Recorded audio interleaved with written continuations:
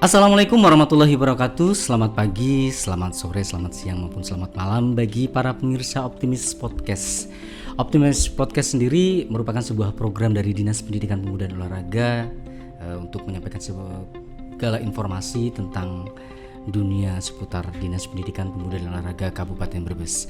Dan kali ini berkesempatan saya kedatangan seorang tamu ya, seorang yang benar-benar ibu-ibu cantik dengan energik, tetap optimis. Kasubag Program dan Keuangan Ibu Dewi Puji Astuti SA.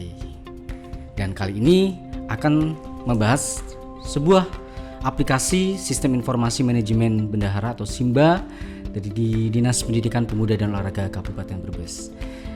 Boleh diceritakan Ibu ini siapa gitu ya? Oke, makasih Jeng. Wah, kita reuni nih. Oke. Halo teman-teman semua, Sobat Dikpora. Kenalan dulu ya. Karena saya newcomer nih di Dinas Pendidikan Pemuda dan Olahraga ya Jeng ya. Newcomer. Jadi orang Dinas Pendidikan dari Sabang sampai Merauke itu, dari Salem sampai ke Randusanga ya. Itu asing nih dengan wajah saya. Makanya ketika beberapa kali tampil di depan juga, wah siapa ini gitu kan. Nah, makanya perlu juga nih WMI nih. Jadi saya Dewi Puji Astuti, sebelumnya saya Kasubag Program dan Keuangan di BKD Kabupaten Brebes. Kalau sekarang namanya BKP SDMD. Jadi kalau di sana kita fokus ngurusi kepegawaian secara keseluruhan, mulai dari penerimaan CPNS sampai pensiun ya. Jadi termasuk guru-guru pun ketika penerimaan CPNS sampai pensiun tetap ngurus ke sana. Nah, terkejut sekali ketika tanggal 4 Januari, bahkan tanggal saya masih ingat nih ya, masih ingat tanggal 4 Januari. Masih di sana ya, Bu. Iya. Tanggal 4 Januari 2021, saat itu saya tahu-tahu dapat undangan pelantikan dan mutasi jabatan ke Dinas Pendidikan Pemuda Olahraga. Langsung ditempatkan di program keuangan yang itu benar-benar membuat saya antara mampu tidak. Ini terus terang aja, ini nggak apa-apa nih ya, karena untuk kebaikan kita ke depan. Jadi beberapa peringkat ya, beberapa ranking Dinas Pendidikan Pemuda dan Olahraga kalau dalam bidang keuangan itu pasti masih selalu yang paling bawah. Iya. Apalagi selalu terlambat. Iya, gitu. Selalu terlambat. Jadi setiap di grup-grup apapun gitu, pasti nomor wahid nih ya. Wahid pasti ada terakhirnya gitu di ya. Dikpora gitu. Iya, yang belum nih. Betul. Gitu, di Dikpora. Nah, di situ saya mengalami sebuah kesetresan Jeng. Kesetresan. Wah, bisa saya stres juga Ibu. Iya, nah itu dia. Gitu. Waktu itu saya masih ingat Ibu itu habis melahirkan juga ya gitu. Iya, nah kita tuh, saya mampu enggak nih, saya bisa enggak nih. Padahal ketika di BKD memang gimana ya, kalau orang bilang itu seperti singa, karena memang kalau saya no yo SPC no gitu. Dan di sana itu benar-benar disiplin. Bahkan beberapa kali dari BPKD Kabupaten Brebes juga setiap kali BPK datang pasti BKD menjadi sampel, tapi nggak pernah tuh diperiksa gitu. Dan alhamdulillah sih nggak pernah kita ada temuan yang begitu berarti, bahkan jarang sekali temuan. Nah, makanya tiba-tiba ditaruh di Dinas Pendidikan Pemuda dan Olahraga itu sebuah kesetresan yang menimbulkan, yang saat itu saya langsung kena positif loh ya. Oh iya betul. Saya langsung positif COVID karena memang iya benar-benar tinggi dan stres akhirnya. Oke, sebelumnya berarti Ibu tetap di BPKSDMD itu sebagai kasubag ya? Masih kasubag Program dan Keuangan. Yeah. Nah, setelah 4 Januari itu 2021 ya, 2021. Ibu dimutasi ke Dinas Pendidikan sebagai kasubag Program Keuangan. Ada perbedaan nggak sih antara di BPKSDMD dengan di Dikpora gitu? Apa sama-sama istilahnya kan dulu sama-sama di keuangan gampang lah gitu, atau berbeda gitu? Iya, kalau secara substanstitusi ya, tugas pokok fungsi itu sama, karena kita berarti melayani mulai dari perencanaan sampai ke pelaporan. Tetapi dari muatan, dari isinya itu yang sangat berbeda. Jadi kalau di BKD dulu anggaran hanya 12 miliar, kalau di sini tuh hampir 1 triliun. Oh, berapa 970 miliar. Iya, yang di situ ada dana DAK, BOS, BOP, kemudian dari APBD juga, dengan berbagai variasi belanja yang belum pernah ditemui di BKD. Dan Apalagi pegawai di sini kan banyak banget, jadi gaji juga orang Iya, memandang betul. di sini wah anggarannya besar sekali Iya, gitu. betul. Dan ada keluhan nggak pas saat masuk ke dinas pendidikan, terus hampir samakah atau berbeda gitu? Ibaratnya dari segi administrasi gitu. Nah itu, jadi memang kita punya cerita nih ya di 2021 terkait dengan penatausahaan keuangan. Kita sampai mungkin beberapa rekanan terkait dengan DAK ya. DAK, ya, betul, Kan di saat itu di tahun 2021 itu kita kontraktual. Dan itu ada banyak rekanan yang memang selama ini dana DAK dikelola sendiri oleh sekolah, swakelola, kemudian berpindah aturan menjadi kontraktual, dan di situ puncaknya permasalahan gitu. Jadi sampai ada drama beberapa rekanan yang datang sambil dengan suasana yang tidak nyaman gitu, datang ke program keuangan yang kita juga, apakah itu kesalahan awal dari teman-teman teknis di bidang atau memang kesalahan kita yang di program keuangan, tetapi yang namanya pencairan itu kan pasti mengarahnya ke keuangan gitu. Betul, apalagi pas banyak sekali mengambil kode kegiatan ya di A2, antara A2 dengan SPTB itu berbeda gitu. Itu jadi terkendala sendiri bagi kita, dan akhirnya ibu sendiri tuh punya inovasi gitu ya yang sangat bermanfaat bagi kita semua yang ada di dinas pendidikan, yang mudah-mudahan sih inovasi ini bisa digunakan di instansi lain, yaitu dengan adanya sebuah sistem informasi manajemen bendahara atau SIMBA. Kenapa sih mesti ada SIMBA itu? Ya, jadi melanjut tadi ya cerita kita di 2021 bahwa akibat dari beberapa kesalahan yang dibuat oleh, dalam hal ini bendahara bidang, ketika memilih kode rekening, dia salah mengambil yang harusnya subkegiatan A, kemudian dia ngambil di subkegiatan B, sehingga ketika subkegiatan B itu mau diambil, senyatanya gitu ya, karena tadinya sudah berkurang nih ya, dari misalnya dari A tapi ngambilnya di B, otomatis kan B berkurang. Nah ternyata beberapa bulan kemudian yang kegiatan asli yang B itu mau diambil, loh ternyata kok kurang. Nah akhirnya kesulitan ini sudah jadi SP2D sudah cair, harus melibatkan BPKAD itu.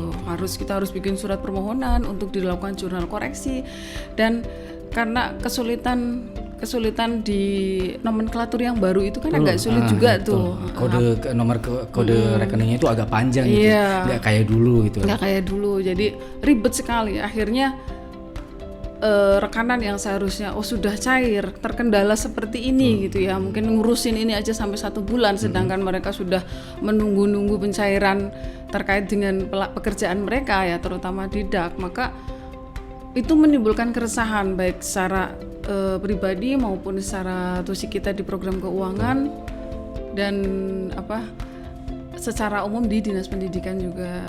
Itu yang paling fatal. Nah belum lagi ketika ada beberapa bendahara bidang juga yang anggaran kasnya sudah habis, tapi masih maju. Ya.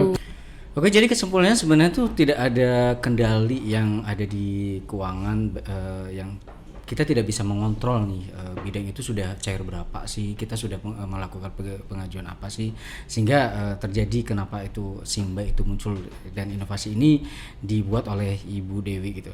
Dan saya ingin bertanya, sebuah sistem itu pasti punya kelebihan ya. Kelebihan apa aja sih yang dimiliki oleh SIMBA ini gitu?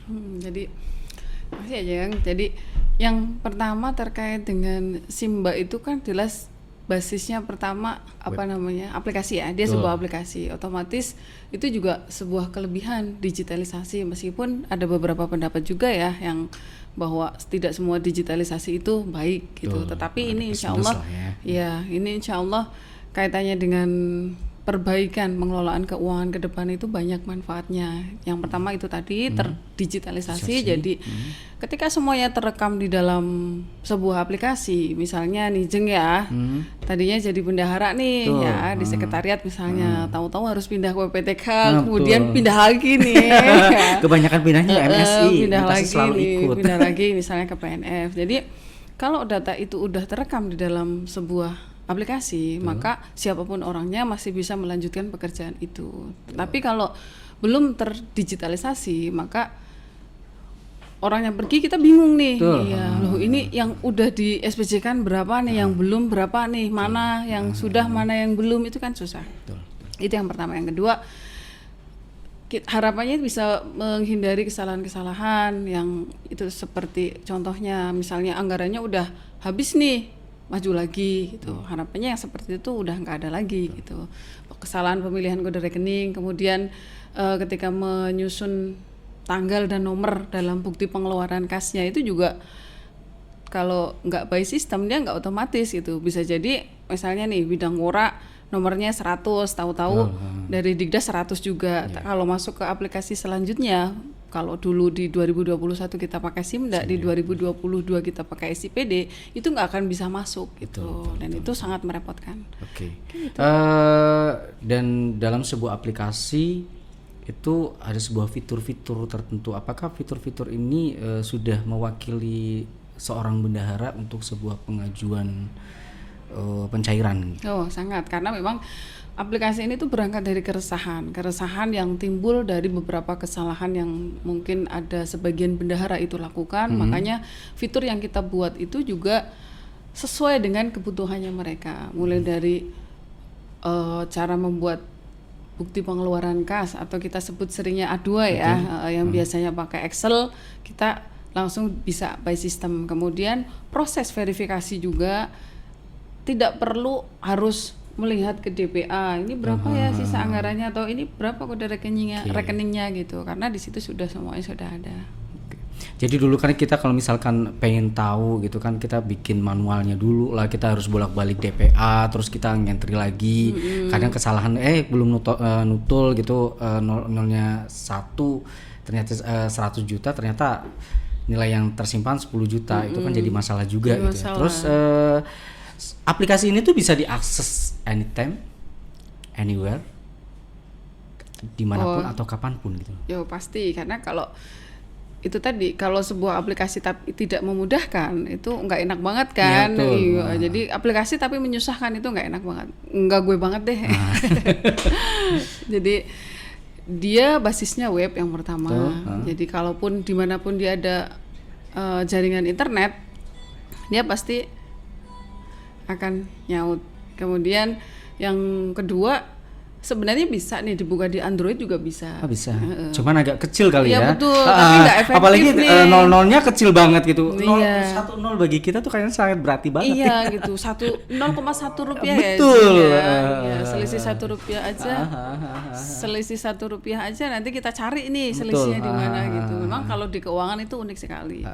Nah jadinya Insya Allah ini mudah diakses kapanpun ya, dan dimanapun, karena basisnya web. Yang kedua itu tadi, sebenarnya di Android bisa, kalau sekedar untuk melihat, oh aku realisasinya berapa nih, oh aku udah maju berapa nih, itu bisa diakses di Android. Jadi kalau ngentri sih tetap kita pakai paket PC, laptop, PC, tapi gitu. kalau misalkan hanya untuk melihat realisasi gitu, segala macam, pakai Android bisa gitu.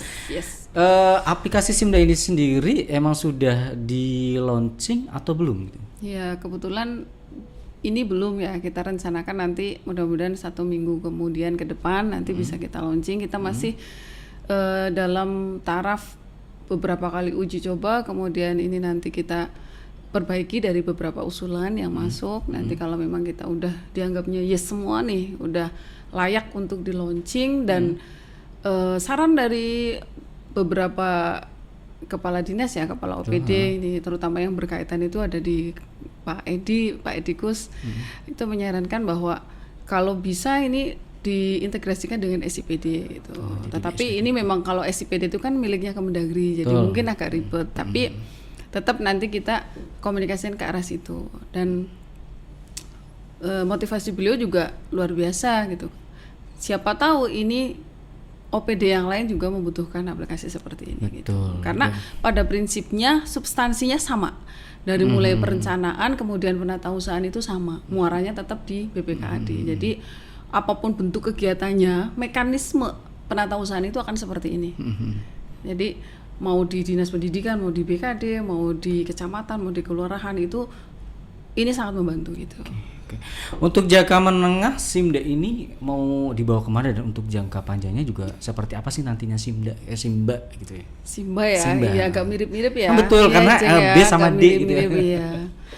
Beda depannya doang dong. Bener. Iya. Cuman beda B sama D. Iya, jadi kalau di jangka menengah kita rencananya ada beberapa tambahan fitur yang terjadi selain permasalahan tadi, juga ada misalnya nih, ada yang pegawai yang sebenarnya sedang keluar kota nih ya, ke Jakarta, ke Semarang atau kemana lah. Ternyata bendahara nganggari mau meng-SPJ-kan lembur. Jadi loh, ini kok di Semarang tapi ini di SPJ-kan lembur. Ini bahaya nih. Iya betul. Kadang tanggal itu gontok-gontokan gitu ya. Gitu kan, tabrakan nih Bentrok, ya, harusnya bentrok nih. Kalau dipaksakan tanpa adanya aplikasi, maka ini kalau konangan gitu ya, kalau itu akan menjadi temuan, pasti disuruh mengembalikan, dan itu resiko yang tidak kita harapkan gitu. Makanya jangka menengah kita nanti akan mengintegrasikan antara SPPD dengan lembur. Jadi nanti di dalam Simba itu bisa memverifikasi yang sedang dinas luar ya nggak bisa lembur gitu. Itu di jangka menengah kita. Kemudian yang di jangka panjang harapannya bahwa kita nanti bantu SOP ya, karena memang yang namanya suatu langkah kita dalam bekerja itu membutuhkan dasar hukum. Nah, dasar hukum kita melakukan Simba ini, kita akan membuat SOP. Jadi nantinya SOP penyusunan SPC dan verifikasi. Jadi nantinya siapapun kasubagnya ya, misalnya saya udah ganti nih, udah mutasi atau masih jadi kepala dinas gitu ya. Jauh banget, tinggi sekali. Nanti kalau jatuh sakit. Kalau ketinggian jatuhnya sakit. Ya kalau itu siapapun kasubagnya, siapapun sekretarisnya, ataupun siapapun bendahara pengeluarannya, ya dia di situ soalnya. Oh gitu. Iya. Halo Mas Slamet. Iya. Nah itu bisa tetap dipakai gitu Simba ini gitu. Bahkan bisa dikembangkan kan gitu. Oke, betul. Jadi nggak cuman untuk 1 tahun ini aplikasinya berhenti, nanti kalau misalkan siapa kepala dinasnya, siapa kasubag keuangannya, nanti kalau misalnya diganti nanti jadi nggak digunakan lagi gitu. Yes. Nah, betul. yang paling penting itu kesimpulannya nih. Kenapa sih harus Simba? Kenapa nggak aplikasi yang lain gitu? Jadi Simba ini kelebihan juga ya, bahwa kita kalau Jeng Udin nanti cari di Google ini belum ada nih, belum gitu. ada. Yes. Jadi punya lisensi berarti ya? Iya, aplikasi-aplikasi yang serupa ini dengan sedetail Betul. fitur-fitur yang ada di Simba ini belum ada nih. Bahkan saya pernah embrionya itu di BKD, tapi nggak sedetail ini gitu. Jadi karena memang kita diuntungkan dengan kompleksitas permasalahan, kemudian dari banyak ide, kemudian tertuang dalam sebuah aplikasi, maka ini menjadi yang sebelumnya pun ya, embrio yang ada di BKD itu tidak sekompleks ini, tidak selengkap fitur yang ada di sini gitu. Jadi